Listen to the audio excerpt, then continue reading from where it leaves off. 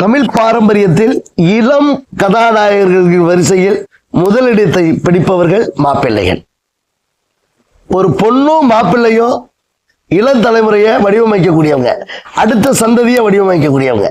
அப்ப அந்த மாப்பிள்ளையின் முக்கிய உடல் ஆரோக்கியத்தில் இருக்கிறது, அவருடைய உடல் வனப்பில் இருக்கிறது, அவருடைய உடல் மேம்பாட்டில் இருக்கிறது.